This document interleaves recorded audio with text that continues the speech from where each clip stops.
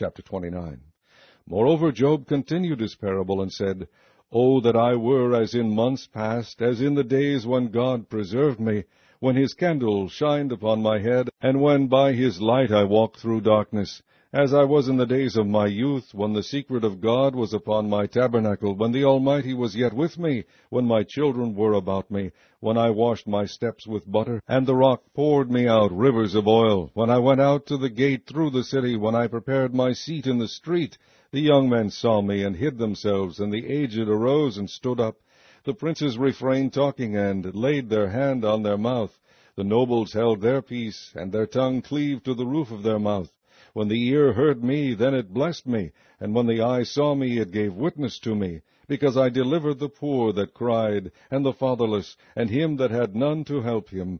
The blessing of him that was ready to perish came upon me, and I caused the widow's heart to sing for joy. I put on righteousness, and it clothed me. My judgment was as a robe and a diadem. I was eyes to the blind, and feet was I to the lame. I was a father to the poor, and the cause which I knew not I searched out. And I brake the jaws of the wicked, and plucked the spoil out of his teeth. Then I said, I shall die in my nest, and I shall multiply my days as the sand.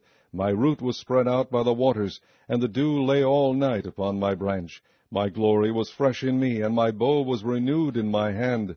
Unto me men gave ear, and waited, and kept silence at my counsel. After my words they spake not again, and my speech dropped upon them. And they waited for me as for the rain, and they opened their mouth wide as for the latter rain. If I laughed on them, they believed it not, and the light of my countenance they cast not down. I chose out their way, and sat chief, and dwelt as a king in the army, as one that comforteth the mourners. Chapter 30.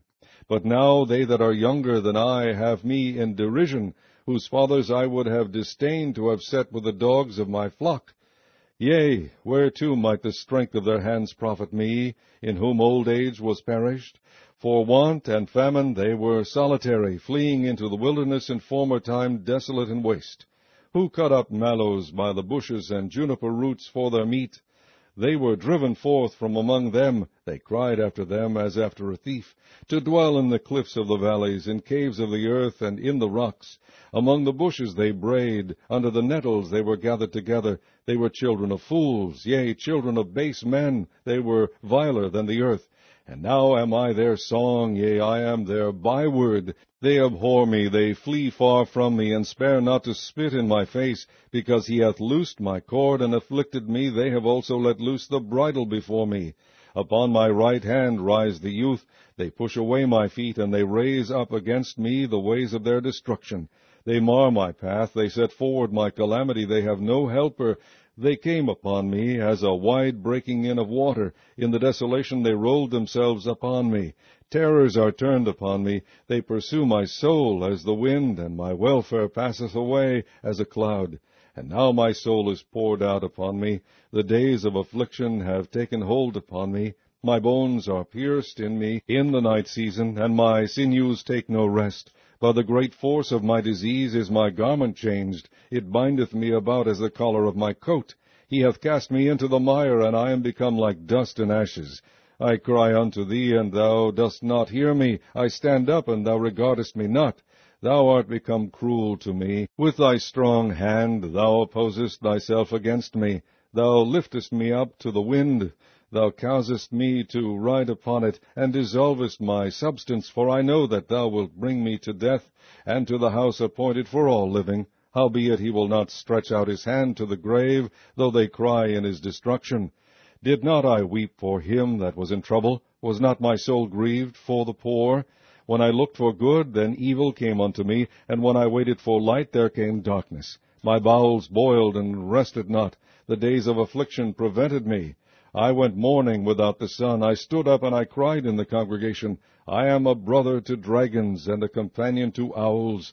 My skin is black upon me, and my bones are burned with heat. My harp also is turned to mourning, and my organ into the voice of them that weep. Chapter 31. I made a covenant with mine eyes. Why then should I think upon a maid? For what portion of God is there from above? And what inheritance of the Almighty from on high? Is not destruction to the wicked, and a strange punishment to the workers of iniquity? Doth not he see my ways, and count all my steps? If I have walked with vanity, or if my foot hath hasted to deceit, let me be weighed in an even balance, that God may know mine integrity. If my step hath turned out of the way, and mine heart walked after mine eyes, and if any blot hath cleaved to mine hands, then let me sow, and let another eat. Yea, let my offspring be rooted out. If mine heart have been deceived by a woman, or if I have laid wait at my neighbor's door, then let my wife's grind unto another, and let others bow down upon her. For this is an heinous crime, yea, it is an iniquity to be punished by the judges. For it is a fire that consumeth to destruction, and would root out all mine increase. If I did despise the cause of my manservant or of my maidservant, when they contended with me, what then shall I do when God riseth up? And when he visiteth, what shall I answer him? Did not he that made me in the womb make him? And did not one fashion us in the womb? If I have withheld the poor from their desire, or have caused the eyes of the widow to fail, or have eaten my morsel myself alone, and the fatherless hath not eaten thereof, for from my youth he was brought up with me, as with a father, and I have guided her from my mother's womb. If I have seen any perish for want of clothing, or any poor without covering, if his loins have not blessed me, and if he were not warmed with the fleece of my sheep, if I have lifted up my hand against the fatherless when I saw my help in the gate, then let mine arm fall from my shoulder blade, and mine arm be broken from the bone. For destruction from God was a terror to me, and by reason of his highness I could not endure. If I have made gold my hope, or have said to the fine gold, Thou art my confidence, if I rejoiced because my wealth was great, and because mine hand had gotten much, if I beheld the sun when it shined, or the moon walked in brightness, and my heart hath been secretly enticed, or my mouth hath kissed my hand, this also were an iniquity to be punished by the judge, for I should have denied the God that is above. If I rejoiced at the destruction of him that hated me, or lifted up myself when evil found him, neither have I suffered my mouth to sin by wishing a curse to his soul. If the men of my tabernacle said not, O that we had of his flesh, we cannot be satisfied. The stranger did not lodge in the street, but I opened my doors to the traveler. If I covered my transgressions as Adam, by hiding mine iniquity in my bosom, did I fear a great multitude, or did the contempt of families testify me that I kept silence, and went not out of the door? O that one would hear me! Behold, my desire is that the Almighty would answer me, and that mine adversary had written a book. Surely I would take it upon my shoulder, and bind it as a crown to me. I would declare unto him the number of my steps. As a prince would I go near unto him. If my land cry against me, or that the furrows likewise thereof complain, if I have eaten the fruits thereof without money, or have caused the owners thereof to lose their life, let thistles grow instead of wheat, and cockle instead of barley. The words of Job are ended.